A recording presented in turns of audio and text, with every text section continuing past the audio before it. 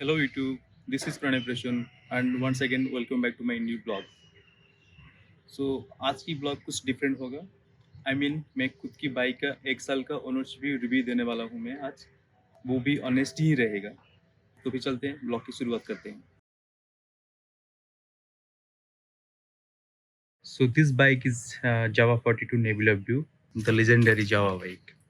और ये old school boy है। तो ये बाइक को मैंने 2020 नवंबर महीने में खरीदा था और अभी 1 साल से ज़्यादा हो गया है, पर अभी तक मैं उसका रिव्यू दे नहीं पाया था। और वो भी आप लोग तो जानते हैं, वो थोड़ा लेज़ीनेस की वजह से अभी तक मैं उसका रिव्यू दे नहीं पाया हूँ। तो आज अभी उसका रिव्यू दे देते हैं। रिव्यू देने से पहले मैं चाहता हूँ कि ये बाइक का थोड़ा वॉक अराउंड कर देते हैं, ताकि तो आप लोग देख सकें बाइक कैसा है। तो चलते हैं।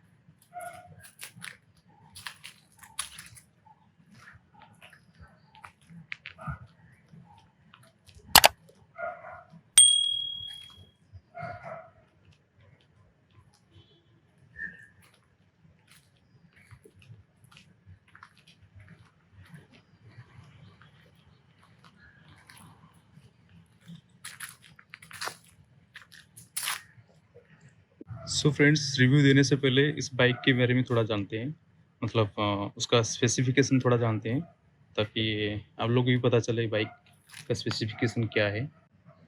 तो पहले इंजन के बारे में जानते हैं।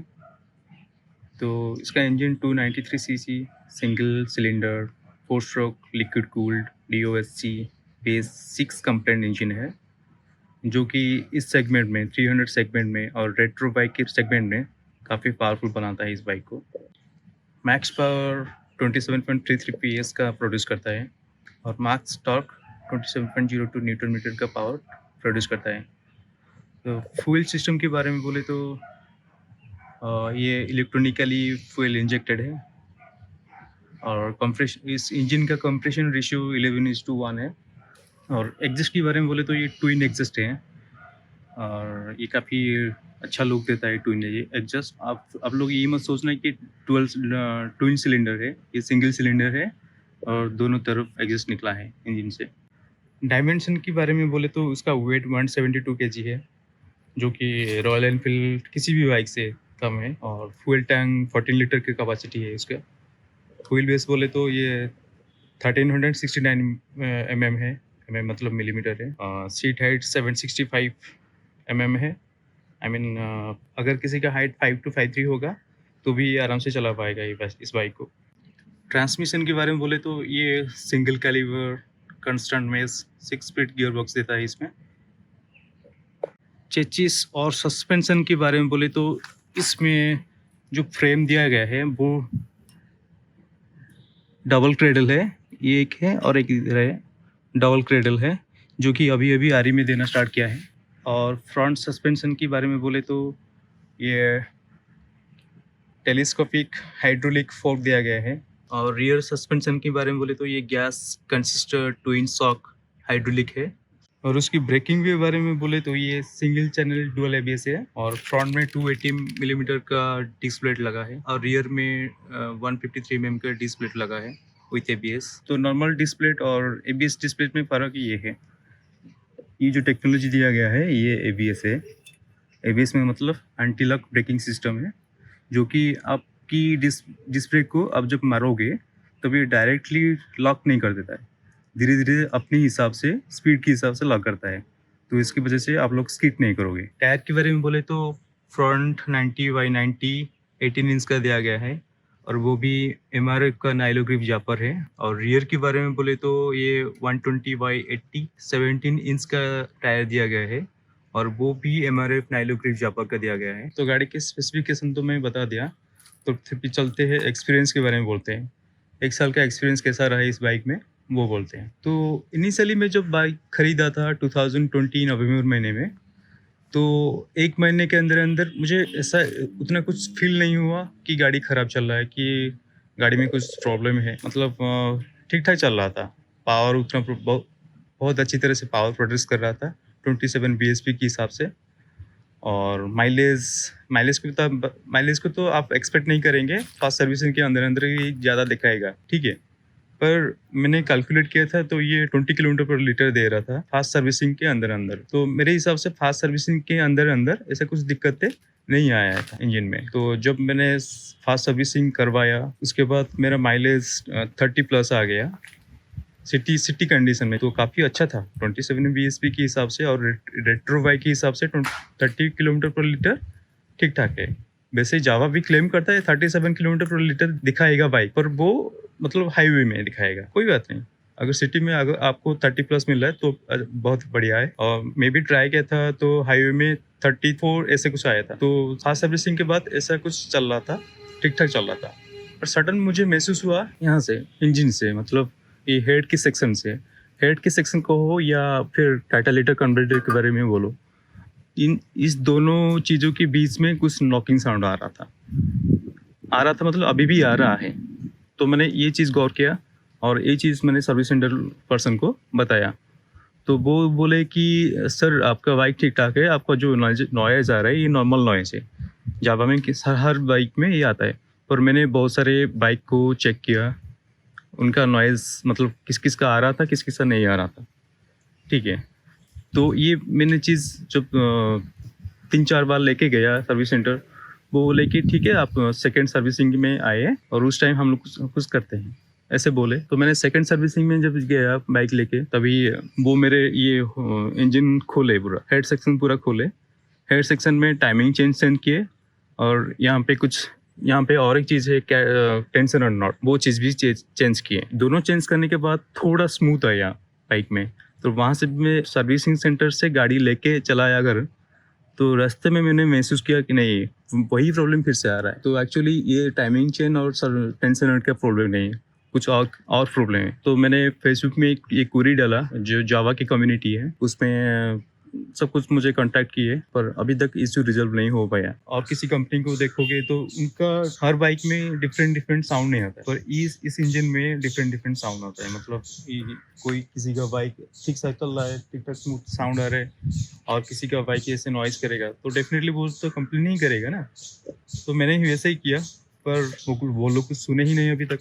मतलब थर्ड सर्विसिंग से पहले और एक बार लेके गया था, उन्हें दिखा कि नहीं आवाज़ आ रहे हैं। मतलब आप लोग अगर बाइक को चलाएंगे तो स्टार्टिंग से अगर कोल्ड स्टार्ट होगा तो साउंड डेफिनेटली स्मूथ आ रहा है, पर थोड़ा इंजन गर्म होने के बाद ये इतना साउंड प्रोड्यूस करता है कि आप इतना इरिटेट हो जाओगे कि गाड़ी चलाने को मन नहीं करेगा। ऐसे प्रॉब्लम आ, अभी मैं 1 किलोमीटर चला के आया गाड़ी को, उसमें कुछ साउंड नहीं आ रहा था, ठीक ठाक चल रहा था। और अगर मैं थोड़ा ट्रैफिक देके चला जाऊंगा गाड़ी लेके 3-4 किलोमीटर, तो वो साउंड फिर से आ जाएगा डेफिनेटली। तो सब कुछ मैंने जावा कम्युनिटी में डाल के सब कुछ कांटेक्ट करके सब कुछ पूछ लिया उन लोगों से। वो बोल दे कि ठीक है, आप आपका गाड़ी लेके वो कुछ दिन ऑब्जर्वेशन में रखेंगे, फिर आपको वो ठीक करके देंगे। उन लोगों ने 7-8 दिन रखे मेरे बाइक को लेके, और मैंने खुद ही पेट्रोल भरवा के दिया उन लोगों को, क्योंकि वो बोल रहे थे कि गाड़ी ठीक से माइलेज नहीं दिखा रहा तो हम लोग कैसे चलाएंगे उस गाड़ी को, ऐसे बोले। मैंने ठीक है, मैं खुद ही पेट्रोल भरवा देता हूँ। पेट्रोल मैंने खुद भरवा के दे दिया, और वो 7-8 दिन रखे। टेस्ट किए कि नहीं किए वो मुझे पता नहीं, पर वो बोले कि सर आपका बाइक ठीक ठाक है, आपका नॉइज ठीक ठाक आ रहा है, ऐसे बोले।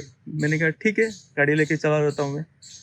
अभी थर्ड सर्विसिंग हो गया है, फिर भी ये साउंड कम नहीं आ रहा है। हाँ, वो 20-20 में बोले थे कि आपका बाइक थोड़े चलने दो, मतलब 10,000 या 8,000 किलोमीटर चलने दो, तो तभी जाके आपका बाइक का इंजन स्मूथ हो जाएगा। और मुझे नहीं लगता कि मैं 8,000, कोई भी बाइक 8,000 किलोमीटर चलने के बाद स्मूथ हो गया। आप लोग सोच रहे कि ऐसे कुछ होगा? तो ये 1 साल का मेरा एक्सपीरियंस है इस बाइक के साथ। और क्लासिक लीजेंड वाले, आप इतना पैसा खर्चा करते हो बाइक में, कॉस्ट कटिंग करवाते हैं टायर को लेके। मतलब जो चीज़ एसेंशियल है, टायर है, उसको लेके आप कॉस्ट कटिंग करते हो। तो इस चीज़ को आप लोग गौर करिएगा प्लीज़। टायर एमआरएफ जापर दिया गया है, पर मैं जब 60 प्लस क्रूज करता हूँ तो ये ओबलिंग होता है, पीछे से ओबलिंग होता है, तो मुझे डर लगता है कभी-कभी बाइक चलाने में। तो एक्सपीरियंस मेरा बैड रहा अभी तक। हाँ, और एक चीज़ मैं भूल गया बोलने को कि सेकंड सर्विसिंग के बाद मेरा 30 प्लस माइलेज दिखा रहा था। जब ये इंजन का हेड सेक्शन खोल दिया गया, उसके बाद मेरा माइलेज एकदम से ड्रॉप हो गया 25 को। तो अभी 25 माइलेज दिखा रहा है, और पावर जितना था पहले जो 27 बीएचपी का पावर, मुझे पावर फील हो रहा था कि गाड़ी में एक्चुअली में दम है। पर अभी वो फ़ील भी नहीं हो रहा है, तो पावर ड्रॉप हो गया है। तो 1 साल में इतना कुछ हो गया है इस बाइक के साथ और एक्सपीरियंस बहुत बैड रहा है मेरा और आप लोग गौर कीजिए जावा खरीदने से पहले। तो मेरा 1 साल का एक्सपीरियंस तो बोल दिया है इस बाइक के साथ। तो फिर चलते उसका प्रोस और कॉन्स बोल देते हैं। तो प्रोस मुझे लगा कि इसमें थोड़ा पावर ज़्यादा है रॉयल एनफील्ड से, क्योंकि इसका 27 बीएचपी देता है और रॉयल एनफील्ड का 19 या 20 बीएचपी देता है। तो डेफिनेटली पावर इसमें है ज़्यादा। और माइलेज के हिसाब से देखा जाए तो रॉयल एनफील्ड का ज़्यादा बेहतर है माइलेज, जो कि इंडियन मार्केट में हर किसी को चाहिए माइलेज। तो पावर के हिसाब से मुझे ये अच्छा लगा जावा बाइक में, और माइलेज के हिसाब से रॉयल एनफील्ड आगे है इससे। तो और एक प्रोस है कि उसका हैंडलिंग पोजीशन बहुत बढ़िया है। सिटी में आप उसे बहुत अच्छी तरह से चला पाएंगे। मतलब इसका जो हैंडल दिया गया है ना, ये थोड़ा वाइड एंगल है, वाइड एंगल हैंडल है। तो आप लोग सिटी कंडीशन में बहुत अच्छे से चला पाएंगे इसमें। और सीटिंग पोस्चर बहुत बढ़िया है। 5.2 या 5.3 का आदमी भी आराम से चला पाएगी इस बाइक को। और एक मेन प्रोस है उसका गुड लुकिंग।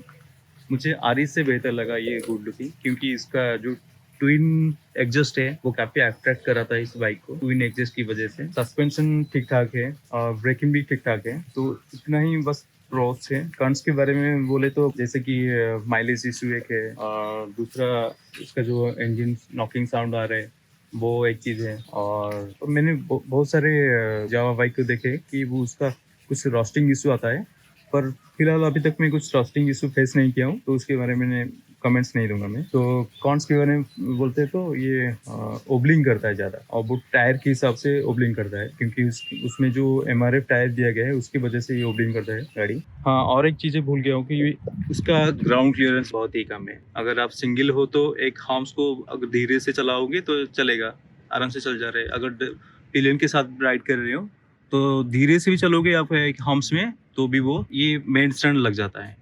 अगर मेन स्टैंड को हटाओगे तो डायरेक्ट साइलेंसर में लगेगा, तो साइलेंसर का नुकसान डेफिनेटली नुकसान होगा। तो इसलिए आप लोग ये मेन स्टैंड को हटाए मत, इसे रहने दीजिए ऐसे ही। थोड़ा बहुत लगेगा तो मेन स्टैंड में ही लगेगा, साइलेंसर में लगेगा तो वो ज़्यादा खर्चा होगा आपका। हाँ, और एक मेन कौन से इसका सीट, ये सीट मैंने आफ्टर मार्केट इसे 1/2 इंच का कुशनिंग करवाया है, पर इसका जो ओरिजिनल सीट दिया गया था ना अंदर, वो काफ़ी हार्ड है।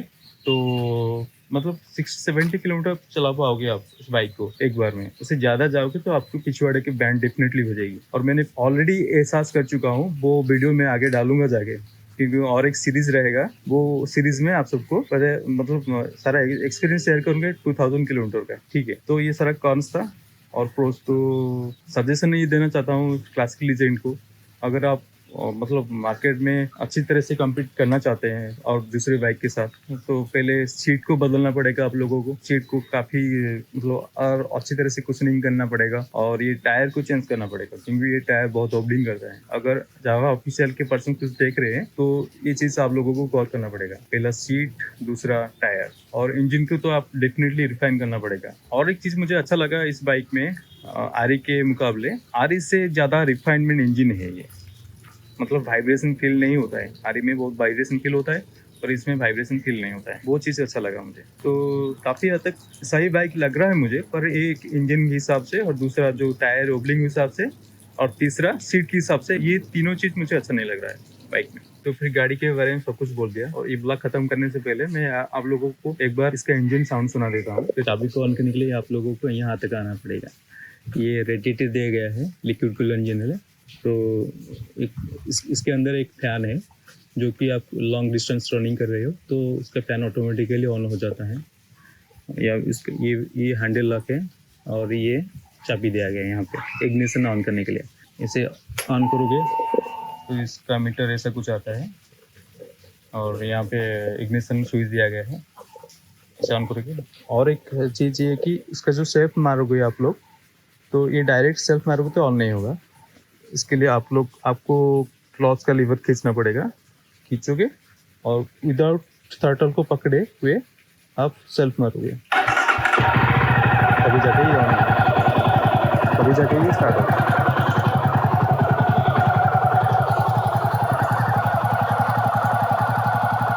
शायद आप लोगों को सुनाई दे रहा होगा, वो सामने आ रहा है, पूरा नकली सुन रहा है।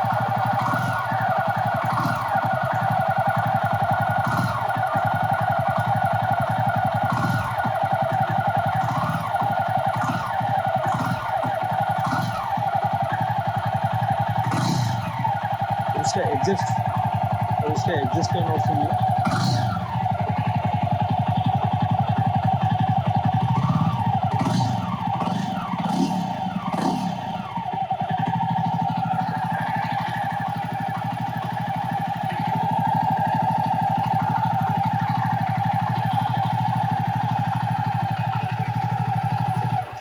और मैं एक साल में 9,781 किलोमीटर चलाए हैं अभी तक गाड़ी को। सो आज की ब्लॉग में सिर्फ इतना ही। मिलते हैं नए एक इंटरेस्टिंग ब्लॉग में, और वो एक सीरीज़ रहेगा।